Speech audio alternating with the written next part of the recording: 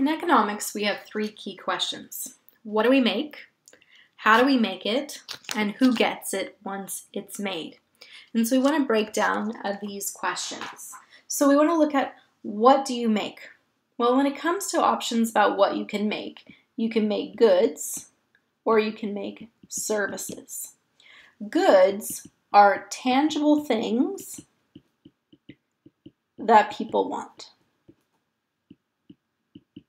So, for example, I might want a car or a new cell phone. These are tangible things I can touch, and they are things that I want. And want is an economic term that means that I either need it to live or I desire it. So it can be either of those. So goods are tangible things that people want, and services are intangible things that people want. So you can't touch them. You want a haircut. You want your oil changed. These are services. Often when you go somewhere and you purchase an item, you are getting both a good and a service. So when I go and get my, when I go out to eat, right, the good is the food, I can touch it. And the service is the fact that somebody made it for me, brought it to me, and took it away when I was done. So I got a combination of goods and services.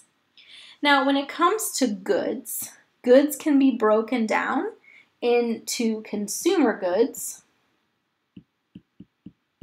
and capital goods. So consumer goods are goods that go to the end user. So we actually have some definitions here. Let's see if we can get this page to slide.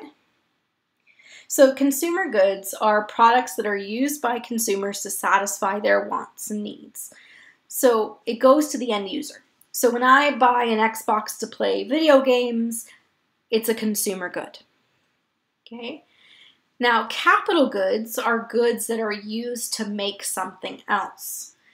So if I am buying plywood to build a house, okay, that plywood, somebody made it, right? You took a tree, you turned it into plywood. Plywood, 2x4s, and then that gets made into the house, and the house gets sold. So capital goods are goods used to make other goods. These are the tools, the machines. Those are capital goods. Computers, a tractor, these are all capital goods. Now, often there are items that can be both a consumer good and a capital good, depending on who buys them. So if I buy a truck just to drive out to eat and drive myself to work, then it's a consumer good. I'm the end user. But if I'm a company who bought the truck so that my employees can go to our different locations where we have business, then it's a capital good. A laptop can be for surfing the internet, or it could be for the accountants in my company to do the books, for payroll. So if it's used to produce something else, which is the service that our company provides, or to create the products our company provides, then it's a capital good. If it just goes to the end user, it's a consumer good. So a hammer, a laptop, all of these can be both capital goods and consumer goods. The truck can be both. So we need to decide, what are we going to make? Are we going to make consumer goods or capital goods? And are we going to make goods, or are we going to make services? Or are we making a combination of all of these? In macroeconomics, we're looking at this from the bigger picture. So you care about whether or not your country, or your geographic region, are they making enough goods and services? Are they making enough capital goods and consumer goods? So think about, what if you had a society that only made capital goods? You only made tools. Well, if you had no consumer goods at all, your people would have nothing to enjoy. Capital goods allow us to make other things in the future. So they allow for future economic growth. Consumer goods allow for consumption now. That's people enjoying what they eat, what they do, entertainment, right? It's all at the end user. So you need sufficient amount of consumer goods so that your people can thrive now. Okay, so that's the current economy. And you need enough capital goods so your economy can grow, so you have enough for future generations and growth in population, so your economy can thrive in the future. So you have to look at the balance between consumer goods and capital goods. And we need to look at whether we're going to produce more goods or whether we're going to be more service-oriented.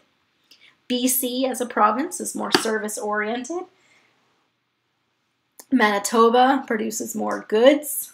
Okay, so which one do you want your province to be? And does that matter?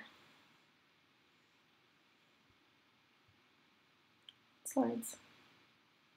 Well, what does Canada produce as a whole?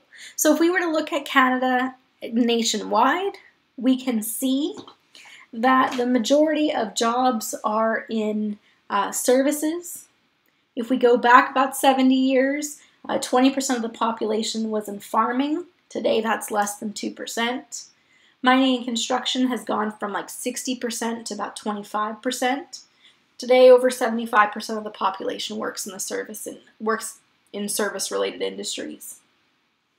If we look at money, so GDP, gross domestic product, the value of everything we produce, 70% of the total value we create is from service industries, compared to 26% for mining, construction, and manufacturing, 2% agriculture, and 2% for utilities. So most of the money and most of the jobs nationwide are within the service in terms of what we produce.